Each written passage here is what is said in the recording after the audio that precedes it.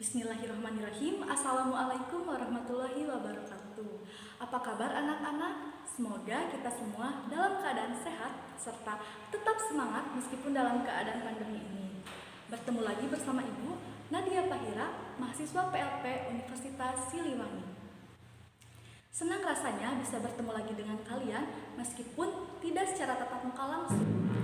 Di minggu sebelumnya, kita telah mempelajari apa itu sistem gerak, bagaimana proses pembentukan tulang, serta nama dan jumlah pada tulang. Nah, pada kali ini kita akan membahas mengenai bagaimana hubungan mekanisme antar tulang, lalu juga fungsi dan kelainan pada sistem gerak manusia. Sebelum ke pembahasan materi, alangkah baiknya kalian persiapkan terlebih dahulu alat tulis beserta catatan agar apabila ada hal yang dirasa penting, kalian dapat langsung mencatatnya secara langsung. Serta tak lupa pula untuk siapkan hati serta pikiran kalian untuk tetap fokus dalam menyimak video pembelajaran kali ini. Oke, kita langsung saja ke pembahasan materi. Selamat menyaksikan. Baik, sebelum ke materi pembahasan, Ibu akan membacakan terlebih dahulu tujuan pembelajaran yang diharapkan. Yang pertama, dapat menjelaskan hubungan mekanisme antar organ penyusun sistem gerak manusia. Lalu, menjelaskan bioproses pada mekanisme organ penyusun sistem gerak manusia. Yang ketiga, dapat menjelaskan kelainan fungsi pada sistem gerak manusia, serta menyajikan laporan hasil analisis mengenai cara mengatasi kelainan pada sistem gerak manusia. Oke, sebelum ke pembahasan, Ibu ingin bertanya terlebih dahulu pada kalian. Apakah kalian pernah melakukan angkat beban? Misalnya mengangkat barbel. Jika pernah, apa yang kalian rasakan pada sistem gerak kalian? Nah, untuk menjawab pertanyaan tersebut, kita akan membahasnya pada materi kali ini. Jadi, jangan lupa untuk siapkan catatan kalian. Yang pertama akan kita bahas adalah mengenai persendian. Persendian adalah hubungan antar tulang satu dengan lainnya, baik yang dapat digerakkan maupun yang tidak dapat digerakkan. Yang akan kita bahas adalah struktur persendian. Yang pertama ada ligamen. Ligamen merupakan jaringan ikat fibrosa yang berfungsi mencegah pergerakan sendi secara berlebihan dan membantu mengembalikan tulang pada posisi asalnya setelah melakukan pergerakan. Yang kedua ada kapsul sendi. Struktur tipis tapi kuat di dalam sendi yang berperan untuk menahan ligamen. Kapsul sendi terdiri atas dua lapisan, yaitu kapsul sinovial dan kapsul fibrosa. Yang ketiga ada cairan sinovial, merupakan cairan pelumas sehingga gesekan berjalan lancar, halus dan tidak menimbulkan rasa nyeri atau sakit. Minyak sinovial mengandung berbagai jenis nutrisi serta campuran gas oksigen, nitrogen, dan karbon dioksida. Selanjutnya ada tulang rawan hialin terdapat di bagian ujung tulang. Tulang rawan hialin berwarna agak bening, kebiruan, dan mengkilap. Tulang rawan hialin berfungsi sebagai bantalan sendi agar tidak terasa sakit saat bergerak. Yang selanjutnya ada bursa. Bursa merupakan kantong tertutup yang dilapisi membran sinovial, terletak di luar rongga sendi. Selanjutnya adalah mengenai fungsi persendian. Yang pertama, menghubungkan antara dua tulang sehingga membentuk rangka. Yang kedua, memungkinkan rangka tubuh bergerak bebas, serta menanggung berat beban. Nah, di slide ini kita akan membahas mengenai sendi berdasarkan sifat geraknya. Terdapat 3 sifat. Yang pertama ada amfiartrosis, sinartrosis, dan diartrosis. Oke, yang pertama akan kita bahas adalah amfiartrosis. Amfiartrosis adalah bentuk hubungan antara kedua ujung tulang yang dihubungkan oleh jaringan kartilago atau tulang rawan, sehingga memungkinkan tetap adanya sedikit gerakan. Yang kedua ada sinartrosis. Sinartrosis adalah hubungan antara kedua ujung tulang yang direkatkan oleh suatu jaringan ikat yang kemudian mengalami osifikasi atau penulangan, sehingga tidak memungkinkan keduanya ada gerakan. Yang ketiga ada diartrosis. Diartrosis ini adalah hubungan antara tulang yang tidak dihubungkan oleh jaringan sehingga memungkinkan terjadinya gerakan secara lebih bebas.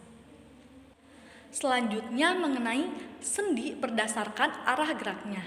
Di slide ini ditampilkan ada 6. Yang pertama ada sendi peluru, sendi engsel, sendi pelana, sendi putar, sendi luncur, dan sendi kondiloid. Yang pertama adalah sendi peluru, misalnya sendi gelang bahu dengan tulang lengan atas.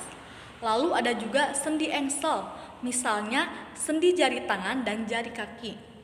Yang ketiga ada sendi pelana, misalnya sendi jari tangan dengan telapak tangan. Yang keempat ada sendi putar, misalnya sendi atlas dan tulang pemutar pada kepala. Yang kelima, sendi luncur, misalnya sendi pada tulang-tulang telapak tangan dan telapak kaki. Yang keenam ada sendi kondiloid, misalnya hubungan telapak tangan dan ruas jari tangan. Selanjutnya yang akan kita bahas adalah mengenai sistem otot.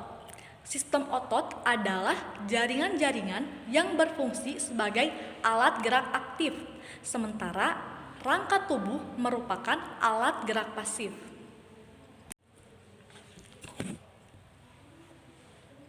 Nah, fungsi otot rangka di sini disebutkan 3. Yang pertama sebagai pergerakan, kedua menopang dan mempertahankan postur tubuh, dan memproduksi panas. Nah, baik anak-anak, di sini di slide ini ditampilkan gambar dari jenis-jenis otot. Ada otot rangka, otot polos, dan otot jantung. Nah, bisa dilihat di slide ya, di gambar. Oke, selanjutnya kita akan membahas mengenai otot antagonis dan otot sinergis. Otot antagonis adalah 2 otot atau lebih yang bekerja dengan tujuan berlawanan. Jika otot A berkontraksi dan otot B berelaksasi, maka tulang akan tertarik atau terangkat. Sebaliknya, jika otot A berelaksasi dan otot B berkontraksi, maka tulang akan kembali ke posisi semula. Contoh, otot antagonis adalah otot bisep dan trisep pada lengan atas. Kita contohkan saja ketika kita sedang mengangkat beban atau mengangkat barbel. Nah, itu merupakan cara kerja dari otot antagonis. Jadi ada saat berkontraksi dan juga ada saat berelaksasi. Otot bisep adalah otot yang memiliki 2 ujung atau 2 tendon yang melekat pada tulang, terletak di lengan atas bagian depan. Otot trisep adalah otot yang memiliki 3 ujung atau 3 tendon yang melekat pada tulang, terletak di lengan atas bagian belakang.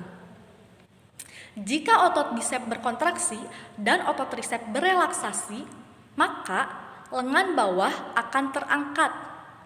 Jika otot bisep berelaksasi dan otot trisep berkontraksi, maka lengan bawah akan turun.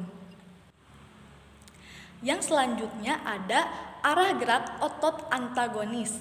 Yang pertama, ekstensor, fleksor. Ekstensor yaitu meluruskan dan fleksor membengkokkan. Yang kedua ada abduktor dan aduktor, menjauhkan dan mendekatkan. Lalu yang ketiga ada depresor dan elevator. Depresor ke bawah dan elevator ke atas. Lalu ada juga suprinator, pronator. Suprinator menengadah dan pronator menelungkup. Nah, selanjutnya yang akan kita bahas adalah mengenai otot sinergis. Otot sinergis adalah dua otot atau lebih yang bekerja bersama-sama dengan tujuan yang sama. Jadi, otot-otot itu berkontraksi dan berelaksasi bersama. Misalnya, otot pronator yaitu otot yang menyebabkan telapak tangan menengadah atau menelungkup. Baik, untuk materi kelainan, gangguan, dan cara mengatasinya kita akan bahas di video selanjutnya. Demikian yang dapat Ibu sampaikan, semoga apa yang Ibu sampaikan bisa bermanfaat. Dan tak lupa pula Ibu ingatkan kembali untuk mengulang kembali materi yang telah dipelajari tadi. Dan tak lupa pula untuk mengerjakan tugas yang telah diberikan serta mempersiapkan materi yang akan dipelajari minggu depan. Sehingga pada saat pembelajaran berlangsung, kalian mempunyai bekal untuk mempelajari materi tersebut. Demikian yang dapat Ibu sampaikan. Wassalamualaikum warahmatullahi wabarakatuh.